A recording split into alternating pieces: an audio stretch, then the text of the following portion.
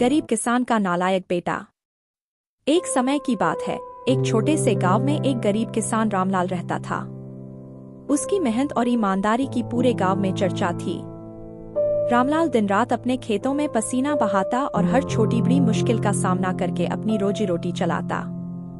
लेकिन उसकी सबसे बड़ी चिंता उसका इकलौता बेटा रघु था। रघु बचपन से ही आलसी और नालायक था। वह कभी भी अपने पिता की मदद नहीं करता था और हमेशा बेकार घूमता फिरता रहता था।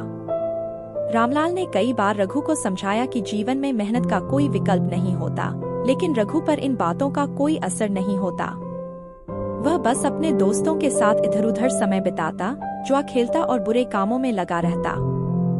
गांव के लोग भी अब रामलाल का मजाक उड़ाने लगे थे।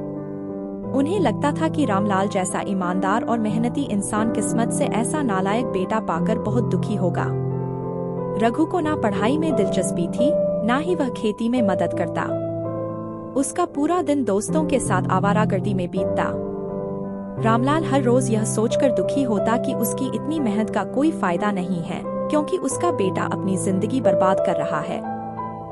गांव वाले रामलाल को सलाह देते कि वह रघु को घर से निकाल दे, लेकिन रामलाल अपने बेटे से बहुत प्यार करता था और उसे सुधारने की उम्मीद में हर रोज उसे समझाता रहता। एक दिन गांव में सूखा पड़ गया। खेती से मिलने वाली फसलें खराब हो गई और रामलाल को भारी नुकसान उठाना पड़ा। गांव के कई किसान कर्ज में डूब गए। रामलाल भी उनमें से एक था। अब रामलाल की हालत बहुत बुरी हो गई थी। उसे समझ नहीं आ रहा था कि वह कैसे अपना घर चलाए। ऐसे समय में उसने सोचा कि शायद अब रघु सुधर जाए और उसकी मदद करने के लिए आगे आए। रामलाल ने रघु से कहा, बेटा, अब हमारे पास कुछ भी नहीं बचा है। अगर तुम मेरी मदद नहीं करोगे तो हमारा घर बर्बाद हो जाएगा। तुम समझदार हो जाओ और खेत में मेरा साथ दो। लेकिन रघु पर इन बातों का भी कोई असर नहीं हुआ। उसने अपने पिता की बातों को अनसुना कर दिया और फिर से अपने दोस्तों के साथ समय बिताने लगा। रामलाल के पास अब कोई और उपाय नहीं था। वह बूढ़ा हो चुका था और अकेले खेतों में काम करना अब उसके बस की बात नहीं थी। एक दिन वह बीमार पड़ गया। गांव के लोग उसे डॉक्टर के पास ले गए, लेकिन दवा के लिए पैसे नहीं थे। रघु ने अपने पिता की हालत देखी, लेकिन उसे अब भी अपनी गलतियों का एहसास नहीं हुआ। उसने सोचा कि उसका पिता हमेशा की तरह जल्द ही ठीक हो जाएगा और वह फिर से अपनी मस्ती में लग गया। लेकिन किस्मत को कुछ और ही मंजूर था। रामलाल की हालत बिगड़ती गई और कुछ ही दिनों बाद वह दुनिया से चल बसा। गांव के लोग बहुत दुखी हुए। उन्होंने रामलाल का अंतिम संस्कार किया, लेकिन रघु ने फिर भी अपनी गलती नहीं मानी। वह अपने दोस्तों के साथ घूमता रहा और जुए में अपने बचे खुचे पैसे बर्बाद करता रहा।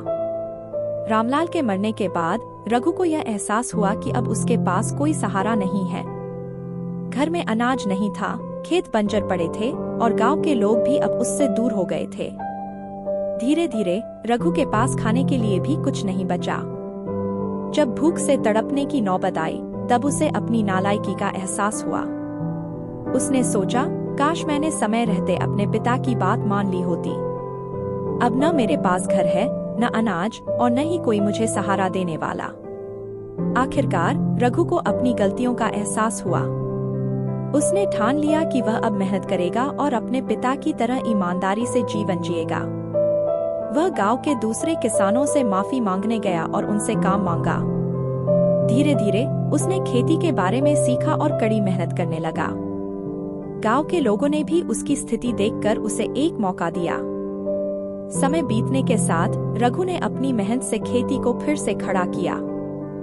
अब वह एक ईमानदार और मेहनती किसान बन चुका था। लेकिन उसके दिल में अपने पिता के लिए पश्चाताप हमेशा बना रहा। उसने सीखा कि समय रहते सही राह पर आना ही असली समझदारी है।